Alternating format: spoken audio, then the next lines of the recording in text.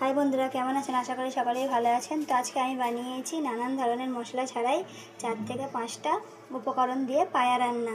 তো চলুন তার জন্য কী কী নিতে হবে দেখে নিই। আমি এটা প্রেসার কুকারে রান্নাটা করব। দিয়ে দেবো পা।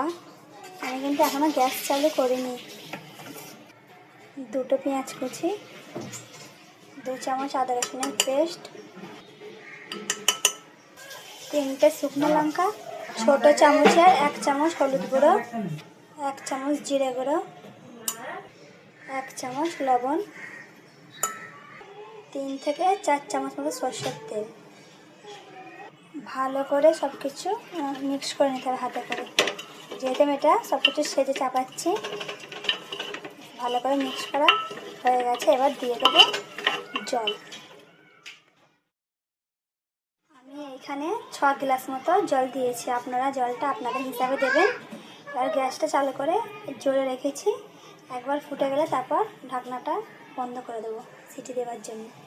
ব্যাস, খালি এইভাবে ঢাকনাটা বন্ধ করে দিচ্ছি। ফুটে গেছে, ঢাকনা বন্ধ করে 10টা সিটি দিয়ে নেব। গ্যাসের ফ্লেমটা একদম আস্তে করে দিতে হবে, ধিমি আছে এটা করে নিতে হবে, তবেই সেদ্ধ হবে। রান্না হয়ে গেছে। 10টা সিটি দেওয়ার সাথে কিন্তু খুব ভালোভাবে সিদ্ধ হয়ে গেছে। যদি না আপনাদের সিদ্ধ হয় আরও 4-5টা সিটি দিয়ে নিতে পারেন। তো বাড়িতে একবার অবশ্যই এইভাবে কম মশলা দিয়ে বানিয়ে খেয়ে দেখুন, খেতে কিন্তু খুবই দারুণ লাগে। আর এইভাবে খেলে কিন্তু খুবই উপকারী। তো একবার অবশ্যই বাড়িতে ট্রাই করবেন। যদি আমার ভিডিও এবং রেসিপিটা আপনাদের ভালো লাগে তো লাইক, সাবস্ক্রাইব এবং ফলো করবেন। Thank you.